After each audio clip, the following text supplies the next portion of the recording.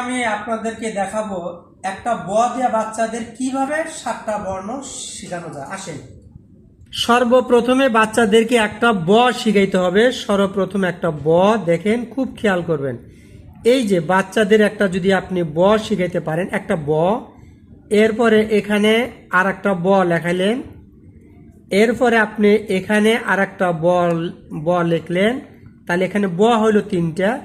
দ্বিতীয় যদি একটু বিন্দু দেন হয়ে যাবে র, আর এখানে যদি একের মতো করে দেন হয়ে যাবে ক। তাহলে ব দিয়া ব একটা, র একটা, ক একটা। এরপরে দেখেন আমি আর একটা ব লিখি।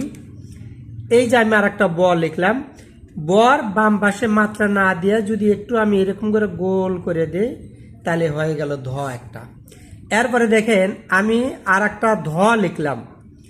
এই যে দেখেন বাম পাশে মাত্রা না দিয়ে আমি আর একটা ধ লিখলাম, এই যে ধ।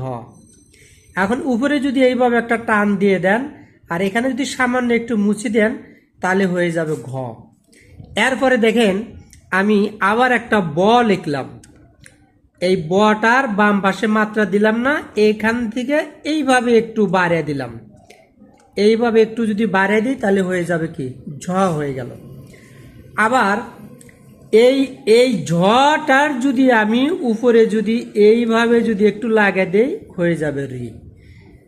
তাহলে ব, র, ক, ধ, ঘ, ঝ, রি। তাহলে আমরা ব দিয়া 7টা বর্ণ শিখলাম। তাহলে আপনাদের আমি 7টা বর্ণ দেখাইতেছি। ব দিয়া 7টা বর্ণ। এই হলো ব, এই হলো র, এই হলো আপনার ক, এই হলো আপনার ধ, এই হলো আপনার ঘ,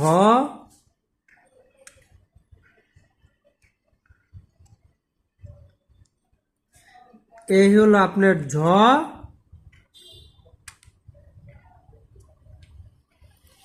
আর এই হলো আপনার রে। তাহলে একটা ব যদি বাচ্চাদের আমি ঠিক মতো শিখাতে পারি, ব থেকে র, ক, ধ, ঘ, ঝ, রে, এইভাবে আমরা সামনে ত দিয়েও আমরা বর্ণ শিখাবো। একটা শিখাবো, এখান থেকে বেশ কিছু বর্ণ শেখা যায়। আগামী সামনে ভিডিওতে ইনশাল্লাহ দিয়ে দিব। আজ এ পর্যন্ত।